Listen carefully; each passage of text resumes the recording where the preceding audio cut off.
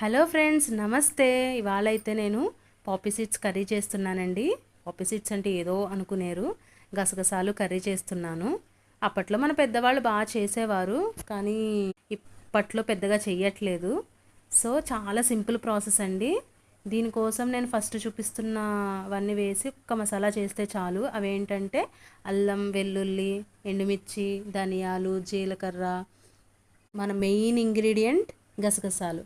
నేనైతే 2 packets of గసగసాలు తీసుకున్నానండి. మీ ఇష్టం, మీరు ఎంతైనా తీసుకోవచ్చు as per your wish. So ఇదంతా ఒక 90% వరకు గ్రైండ్ చేసుకుంటే సరిపోతుంది. ఇప్పుడు దీన్ని ఒక పక్కన పెడదాము. ఇప్పుడైతే మనకి 2 ఆనియన్స్, 3 చిల్లీ, ఒక ఫుల్ వెల్లుల్లి అయితే పడుతుందండి. హాఫ్ మసాలాలో వేస్తాము, హాఫ్ అయితే కర్రీలో వేస్తాము. ఇప్పుడైతే ప్యాన్ పెట్టుకొని వేడైన తర్వాత ఆయిల్ వేసేయాలి.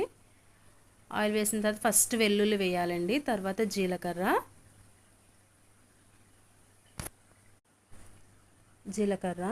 నెక్స్ట్ కర్రీ లీవ్స్ వేయాలండి, నెక్స్ట్ ఆనియన్, చిల్లీ.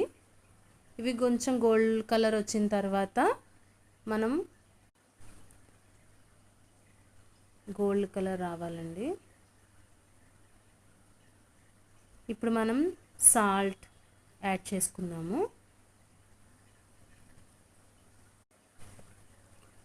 తర్వాత టర్మరిక్, అదే పసుపు, నెక్స్ట్ చిల్లీ పౌడర్, కారం,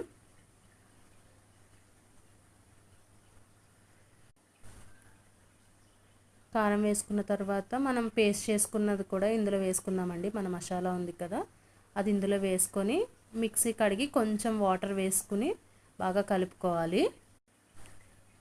కలిపిన తర్వాత మూత పెట్టుకొని ఒక 5 to 6 seconds హై ఫ్లేమ్ మీద ఉడికించుకుంటే సరిపోతుందండి.